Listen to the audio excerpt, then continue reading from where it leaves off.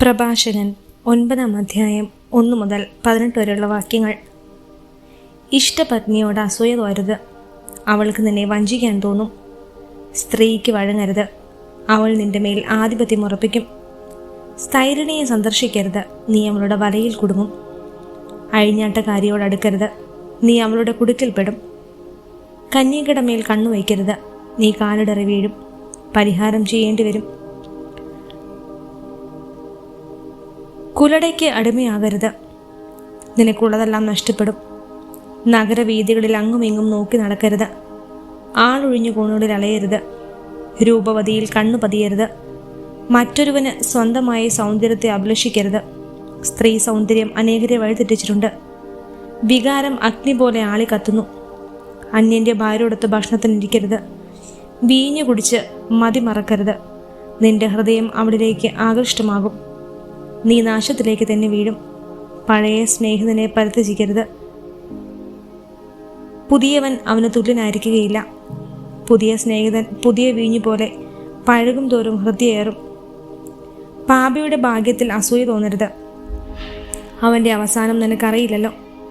അഹങ്കാരിയുടെ വിജയത്തിൽ ഭ്രമിക്കേണ്ട, മരിക്കും മുമ്പ് അവൾക്ക് ശിക്ഷ ലഭിക്കും. കൊല്ലാൻ അധികാരമുള്ളവരിൽ നിന്ന് അകന്നു നിൽക്കുക, മരണഭയം നിന്നെ അലട്ടുകയില്ല. അവനെ സമീപിക്കേണ്ടി വന്നാൽ സൂക്ഷിച്ചു പെരുമാറുക, അല്ലെങ്കിൽ അവൻ നിന്റെ ജീവൻ അപഹരിക്കും. അപകട മേഖലയിൽ കെണികളുടെ നടുവിലാണ് നീ ചരിക്കുന്നതെന്ന് ഓർക്കുക. അയൽക്കാരനെ കഴിയുന്നത്ര അറിയാൻ ശ്രമിക്കുക. ജ്ഞാനികളുടെ ഉപദേശം തേടുക, അറിവുള്ളവരോടെ സംസാരിക്കാവൂ.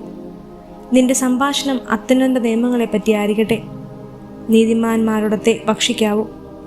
കർത്താവിനുള്ള ഭക്തി ആയിരിക്കണം നിന്റെ അഭിമാനം. ശില്പിയുടെ മഹത്വം തെളിയുന്നത് ശില്പത്തിലാണ്.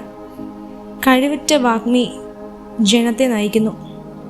ഏഷണിക്കാരനെ നഗരത്തിനെല്ലാം ഭയമാണ്. വിടുവായനെ വെറുക്കാത്തവരില്ല.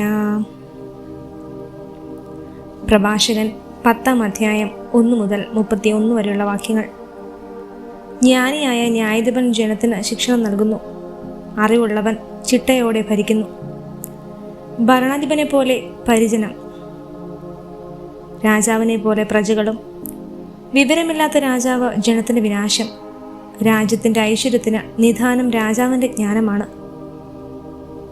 കർത്താവിൻ്റെ കരങ്ങളാണ് ഭൂമിയെ നിയന്ത്രിക്കുന്നത്. അവിടുന്ന് തക്ക സമയത്ത് യോഗ്യനായ ഭരണാധിപനെ നിയമിക്കുന്നു. മനുഷ്യൻ്റെ വിജയം കർത്താവിൻ്റെ കരങ്ങളിലാണ്. നിയമജ്ഞൻ്റെ മേൽ അവിടുന്ന് ബഹുമതി ചൊരിയുന്നു. എന്ത് കുറ്റത്തിനായാലും അയൽക്കാരന് തിന്മ ചെയ്യരുത്.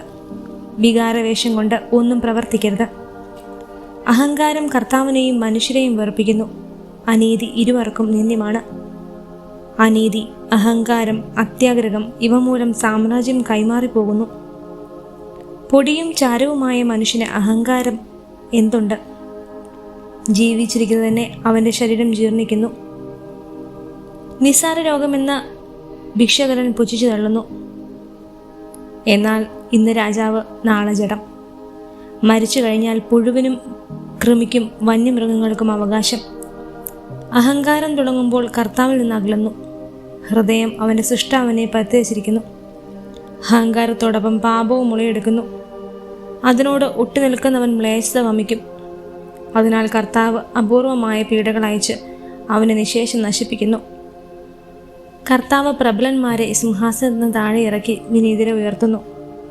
അവിടുന്ന് അഹംഭാവികളെ പിടിതെറിഞ്ഞ് വിനീതരെ നട്ടുപിടിപ്പിക്കുന്നു. കർത്താവ് ജനതകളുടെ രാജ്യങ്ങൾ സമൂലം നശിപ്പിക്കുന്നു. അവിടുന്ന് അഹങ്കാരികളുടെ അടയാളം പോലും തുടച്ചു മാറ്റുന്നു. അവരുടെ സ്മരണ ഭൂമിയിൽ നിന്നും അയച്ചു കളയുന്നു. മനുഷ്യൻ്റെ അഹങ്കാരവും ക്രോധവും സൃഷ്ടാവിൽ നിന്നല്ല. ഏത് വർഗമാണ് ബഹുമാനത്തിനർഹം? മനുഷ്യവർഗം. ഏതു മനുഷ്യൻ? കർത്താവിനോട് ഭക്തിയുള്ളവൻ. ഏത് വർഗമാണ് ബഹുമാനം അർഹിക്കാത്തത്? മനുഷ്യവർഗം തന്നെ. ഏതു മനുഷ്യൻ? കർത്തൃകൽപ്പന ലംഘിക്കുന്നവൻ. സഹോദരൻ തങ്ങളുടെ തലവനെ ബഹുമാനിക്കുന്നു, കർത്താവാകട്ടെ തൻ്റെ ഭക്തനെയും. ധനവാനും ഉത്കൃഷ്ടനും ദരിദ്രനും ഒന്നുപോലെ ദൈവഭക്തിയിൽ മഹത്വം ആർജിക്കട്ടെ. ബുദ്ധിമാനായ ദരിദ്രനെ നിന്ദിക്കുന്നതും പാപിയെ ബഹുമാനിക്കുന്നതും ശരിയല്ല.